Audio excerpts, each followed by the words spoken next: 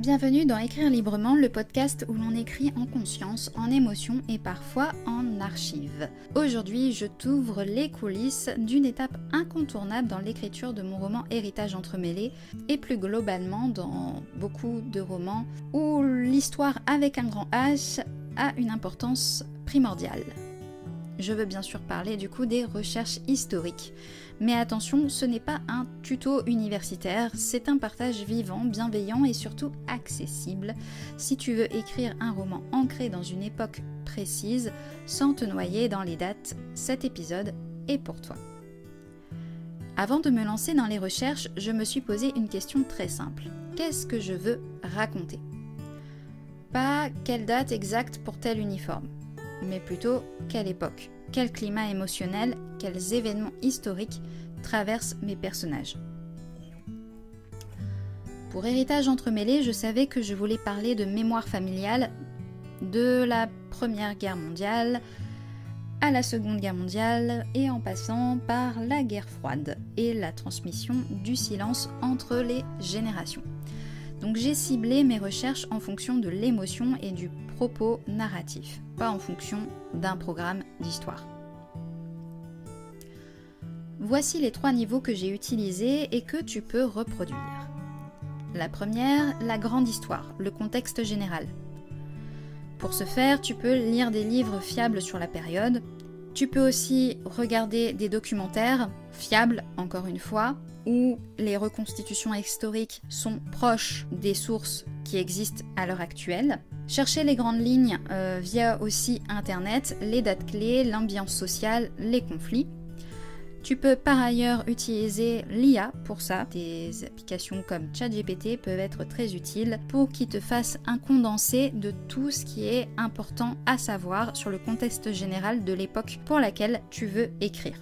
Ensuite, la petite histoire. On va parler là plutôt des récits humains. Là, pour le coup, ça va être les lettres, les témoignages, les journaux intimes, les biographies. Ce sont eux qui donnent la chair du récit. Par exemple, une lettre de soldat allemand, un récit de femme résistante, un enfant caché, ça peut être aussi des choses que tu as entendu parler dans ta propre famille ou de personnes que tu connais bien, de proches, qui ont des personnes qui ont vécu à ces périodes-là et qui ont transmis leur histoire à l'oral. Ça aide aussi.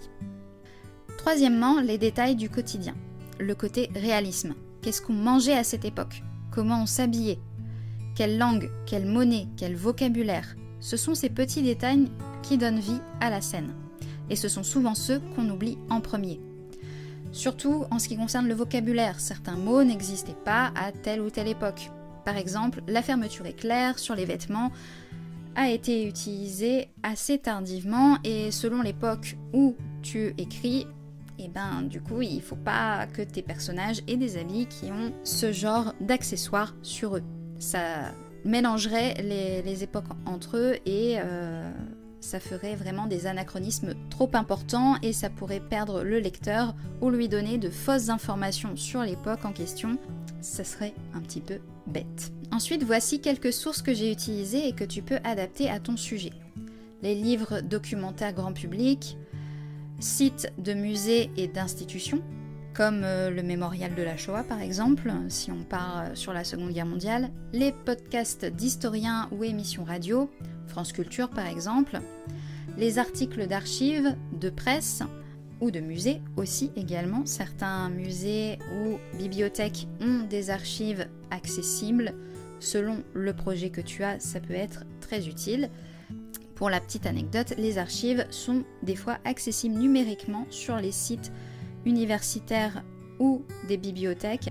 Tu n'as pas forcément besoin de te déplacer physiquement dans les lieux.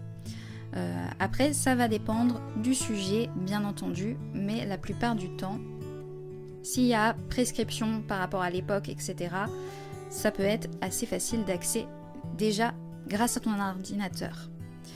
Les photographies d'époque qui peuvent être inspirantes pour des décors et encore une fois par exemple pour les vêtements, comment ils s'habillaient, etc. Surtout que maintenant tu peux facilement scanner ou copier des images pour les recoloriser de manière fictive Donc le noir et blanc n'est pas une excuse pour donner de la couleur aux personnages et à ce qu'ils portent et à leur environnement également. Les témoignages et les forums spécialisés. Et surtout, il faut que tu saches t'arrêter. À un moment, il faut revenir à l'essentiel, l'histoire que tu veux raconter. Sinon, tu restes dans la recherche et tu n'écris jamais. Surtout que, au final, tu peux très bien reprendre les recherches un peu plus tard, une fois que tu as fini par exemple ton premier jet. Ça m'arrive souvent de faire ce genre de choses. Et au final, tu t'aperçois que il y a des éléments que tu peux rajouter après coup ou les modifier. Il n'y a pas de problème à ce niveau-là, c'est ok. Un conseil précieux, n'attends pas d'avoir fini tes recherches pour commencer à écrire. Laisse tes personnages t'indiquer ce que tu as besoin de savoir. Parfois, une scène t'impose une question précise. Est-ce que les trains vers Nuremberg passaient encore en 1946 ? Tu vas chercher cette info, puis tu reviens. C'est un aller-retour, un dialogue, pas une thèse. Tu peux aussi écrire en mettant des crochets, à vérifier, uniformément exact, et revenir plus tard.